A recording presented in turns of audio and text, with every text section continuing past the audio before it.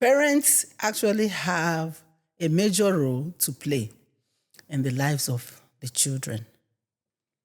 And partly, they should be blamed for the Gen Z attitudes. Parents, especially mothers, from the time you are pregnant, that is when you should start praying concerning the child you're carrying, because that child has a destiny.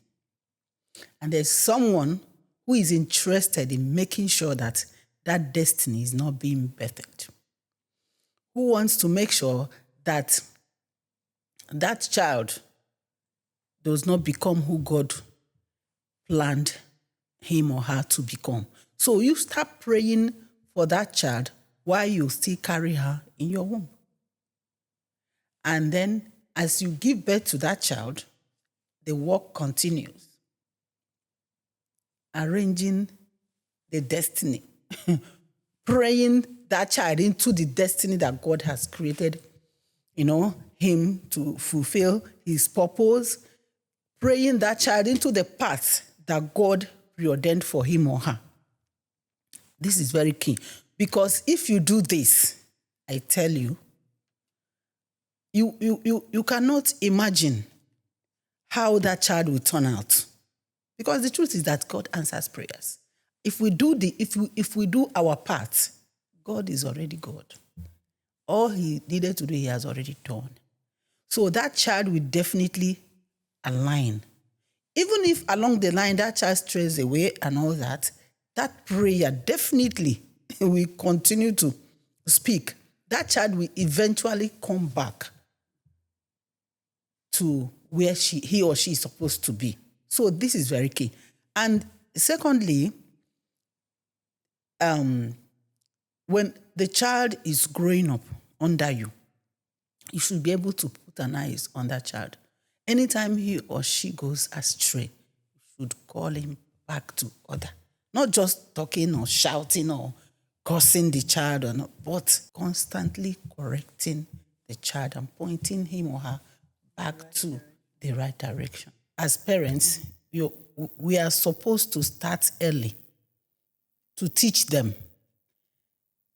The girls, even the boys, their body parts, sex education on time. Because most times you mention such things, some parents will say, no, don't go there. You don't go there. But these children are exposed to the internet. They are exposed to television. They are exposed to so many things. So, and then you don't talk about these things. This is where we miss it too. Because you're supposed to teach them. Tell them what it is. Tell them the implications of doing some things, and not doing some things. It is better you tell a child. Some people will hide this. Yeah, I was waiting for that. This flower.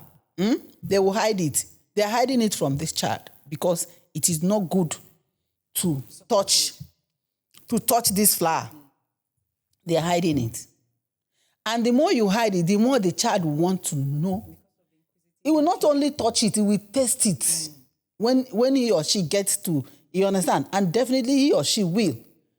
So the best thing is to keep this flower where and tell him not to touch it and the reason why not touch it and leave it there. So all these things are very, very important. They are the things that is. And then your daughter comes in with some things that you know that she's not supposed to. And you didn't give her this money. Okay, don't give her this kind of money, that kind of money. The father does not give her this kind of money, and she gets that thing. You don't mind. You don't ask questions. How did you get this? Who gave you? And all that. And even, it's better to tell your daughter, you have a male friend, right? Invite him to the house. But you will pretend, you will not want to go there. But it's happening outside, under your nose, safe. So we talk about all these things and tell them the implications on time. Meanwhile, you have done and you are still doing your assignment, as in spiritually. Because I tell you, that one is the most effective way of keeping them in check. Because sometimes, if you do your job well, from when you're carrying them in your stomach, if you do your job well, I tell you, sometimes we begin to look at your child. People will even be asking you, how did you train this child, please? What is your secret? You will be like, it's God, though. Training these children, bringing them up in the way of the Lord. After we are praying, and we teach them to pray too. Because I always tell my son, there's a level where my prayers and your dad's prayers will get you. If you don't pray, if you don't do your own, you might not get to that place God has ordained for you. Our own will take you to a certain level, but your own will get you there. So very, very key. So parents need to step up, sit up, take their place, their responsibilities, because it starts from there. When there are no good foundation. So you see teenagers have access to internet. Tell me how that child will make a good grade in, let me say, SS3, right? When the child is already exposed to so many things. This phone, even you can be distracted. You might want to do something now, and something just pops up, and you follow. Before you catch yourself somewhere, you've gone foul into the Facebook or WhatsApp or TikTok or all this. You are lost. You now catch yourself, what am I doing?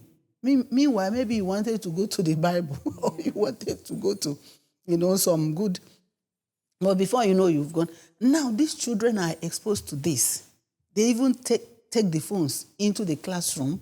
Then the ones in the boarding school, they do all manner. Why don't you keep this phone away from... Let him or her not have a phone in secondary school. Some secondary schools, like the secondary school my son attended, you can't come into the school with phone. People in the boarding house, no phones. Even though they still smuggle these phones, because he told me, some people smuggle and they will not be using it, but if you're caught, you understand?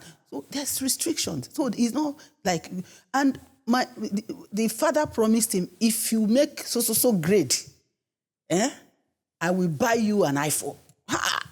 The boy was, and he did excellently well.